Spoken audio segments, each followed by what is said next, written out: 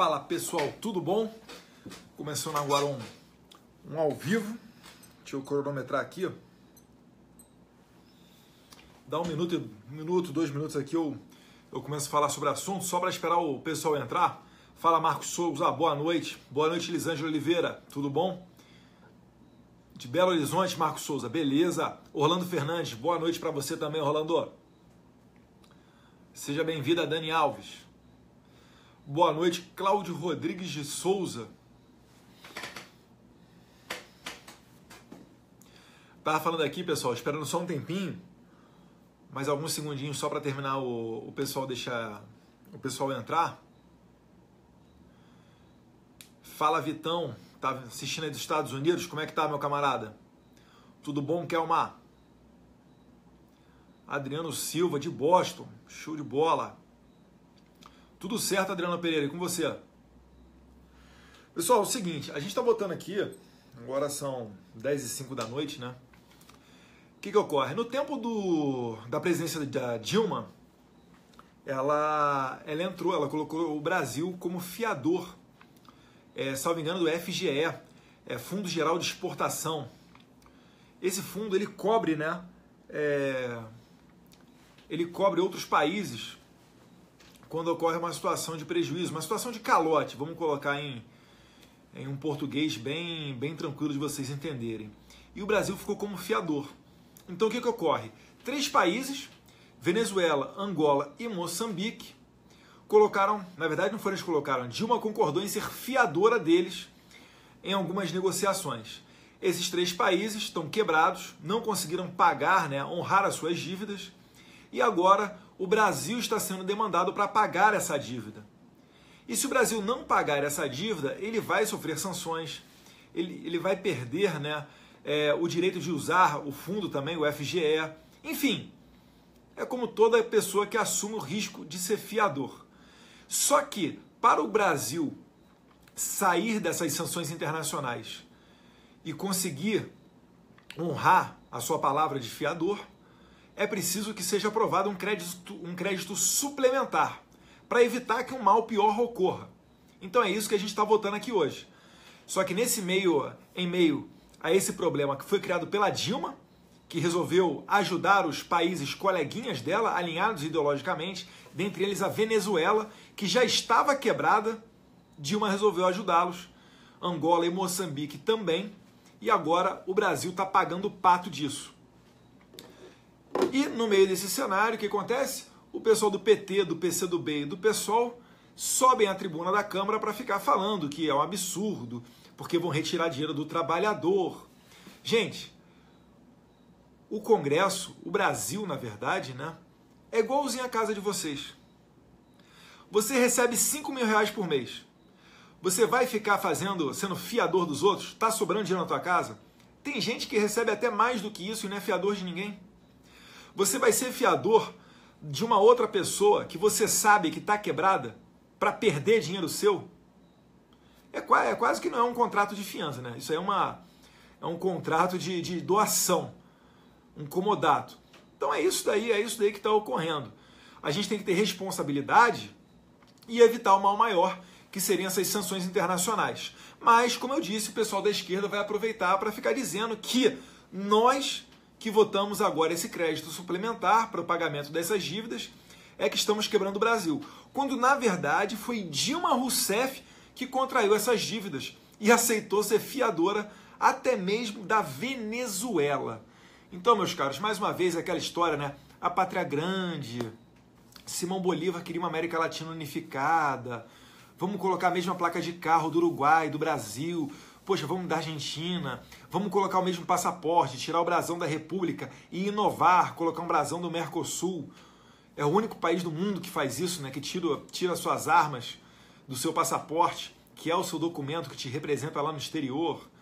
Enfim, essa mentalidade doentia que visa quebrar tudo.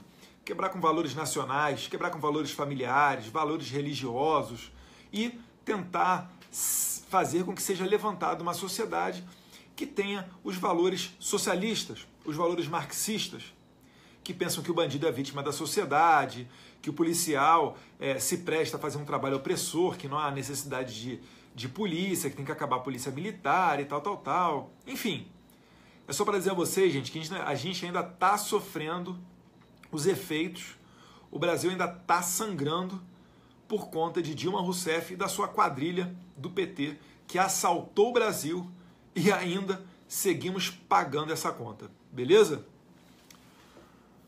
Vamos ver aqui. A humildade, passou rápido. A humildade pode não te levar mais longe, mas te mantém com os pés no chão, sabendo exatamente quem és e aonde quer chegar. E isso não tem preço. Bolsonaro 2018. Valeu, Jeremias! Eduardo, boa noite. Não estava vivendo nesse Brasil.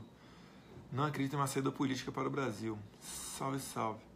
Se pelos governantes tivessem culhão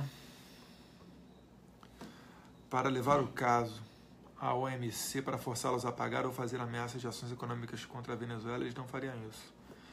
O fazem porque sabem que os governantes brasileiros não têm força quando é preciso. É uma questão também de você honrar as suas dívidas, né? A casa da mãe Joana. É complicado a gente nesse momento tomar essa decisão, mas a gente tem que evitar o mal maior. Eu estou fazendo essa live aqui para antecipar, porque eu sei que vai aparecer gente falando que nós votamos para favorecer a Venezuela, que nós apoiamos o Maduro, e isso e aquilo. Então, é por aí. Gustavo fala do Boulos. Pô, cara, o Boulos está querendo rivalizar comigo, né? Esse é o presidenciável do PSOL. Não tem problema não, eu confundi ali o MTST com MLSL. Enfim, mas é tudo farinha do mesmo saco. É tudo invasor de prédio, o modus operandi é também o mesmo, fazem o terrorismo, esculhambam, favelizam as coisas, enfim, só causam destruição. Trabalhar e conseguir as coisas através do seu próprio esforço, eles não querem, né? Ter honra e vergonha na cara é difícil. Ah, você é deputado, é fácil falar. Não, gente. Tive que ralar para chegar aqui, tive que fazer minha faculdade, fui para a fronteira como policial federal, cada um tem o seu caminho, cada um sabe o seu sofrimento, o seu esforço, mas se eu fosse criado a leite com pera, hoje eu seria um playboyzinho desempregado, nem aí, sobrevivendo de mesada do papai, mas não, estou correndo atrás do meu e fazendo o meu caminho e aproveitando as oportunidades que aparecem. É que tem muita gente também que reclama, né? Faz muito mimimi falando que não tem oportunidade, mas não levanta a bunda do sofá para correr atrás. Eu defendo que o assistencialismo ele só pode servir para aquela pessoa que realmente não tem condição de se erguer sozinha. Eu estou falando do pessoal lá que está comendo calango no sertão, que o boi está bebendo lama porque não tem condição de sair daquela região, não tem água, enfim, pessoas que... mendigos, esse tipo de pessoa sim merece uma atenção do Estado. Agora, como tudo, né? O PT ele pega um fundo de pano bom, um movimento, uma ideia até boa, e depois ele dá um jeito de deturpar e reverter isso para sua perpetuação no poder. Mais especificamente, exemplifico com Bolsa Família, um movimento que foi criado para pessoas miseráveis, mas que depois foi dado à torta e à direita, para quem precisava e quem não precisava. E assim, eles conseguiam, na época de eleição, ameaçar as pessoas, dizendo que se o outro candidato do outro partido ganhar a eleição, que eles iriam perder a sua Bolsa Família. E, na verdade, eu sou a favor de acabar com a Bolsa Família apenas para aqueles que são os fraudadores. Eu tenho certeza, se nós conseguirmos acabar com a fraude, a gente pode até dar um aumento para aqueles que realmente precisam do benefício para sobreviver.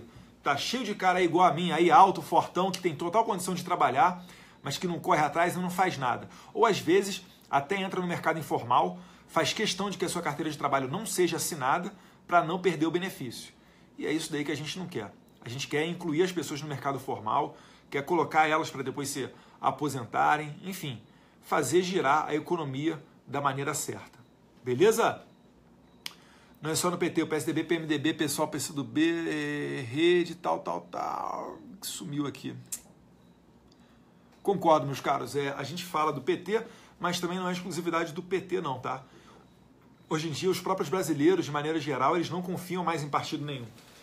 Pode ver, o apoio que é dado ao Jair Bolsonaro é dado ao Jair Bolsonaro, não é dado ao partido propriamente em si. Em que pese que a gente queira formar um partido pela primeira vez conservador, né? Um partido de verdade de direita. Mas, de fato, partido está com muito descrédito no Brasil, porque partido hoje em dia, né, a maioria esmagadora deles, são raríssimas exceções que se salvam, eles se prestam a ser um balcão de negócios.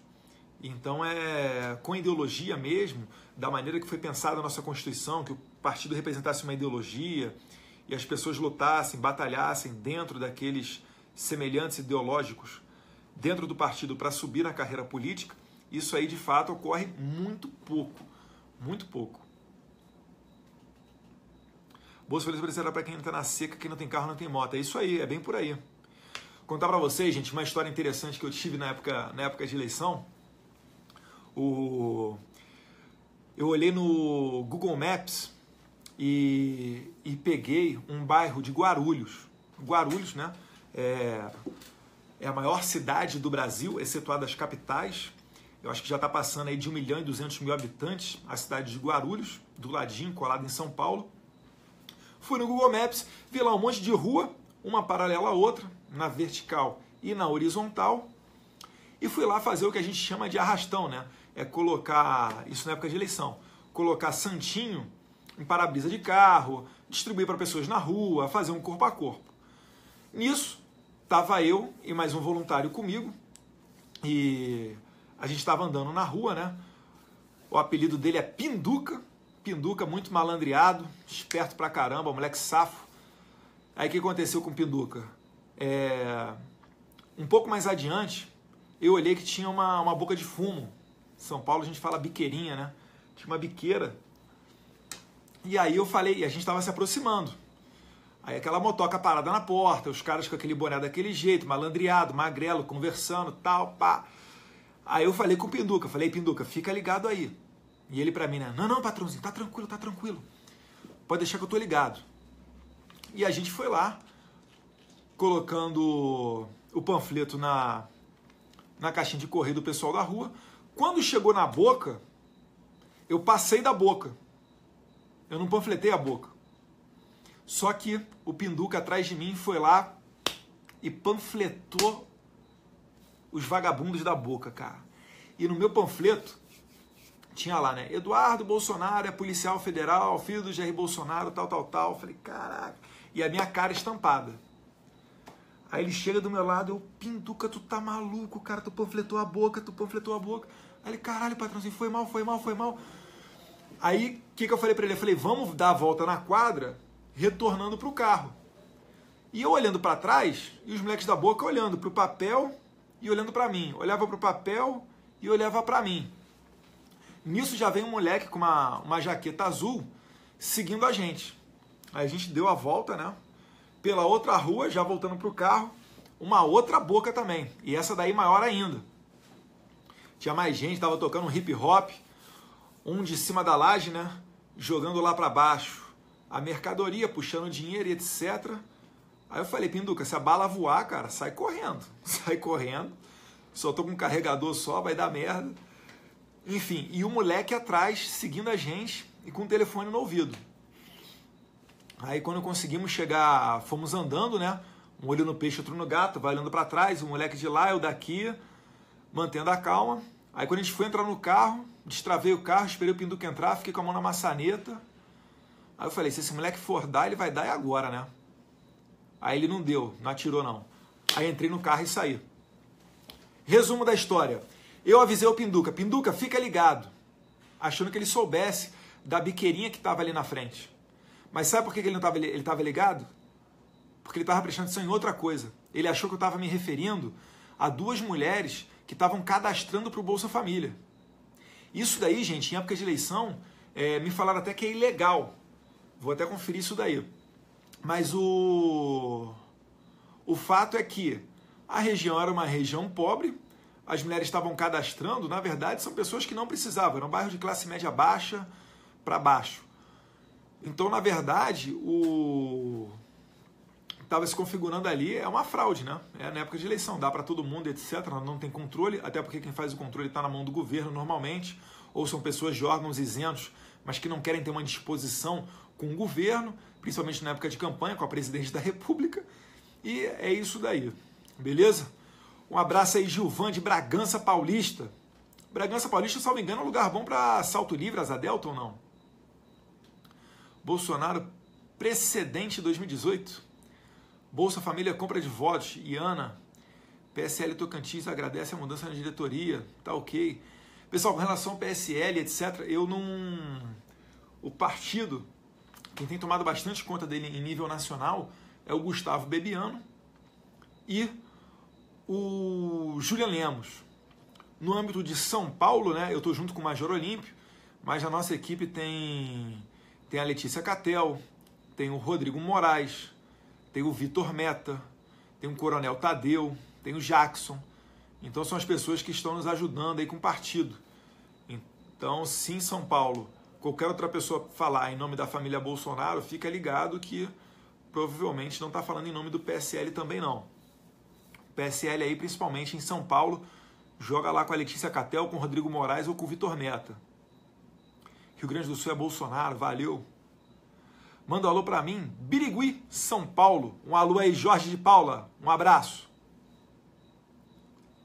Pessoal, vou terminando por aqui. Estou terminando de montar um PowerPoint aqui, uma palestrinha nova. De olho na sessão, né? Porque é a sessão do Congresso. E vamos ver como é que vai terminar isso daí, beleza? Um abraço aí, pessoal. Fica com Deus.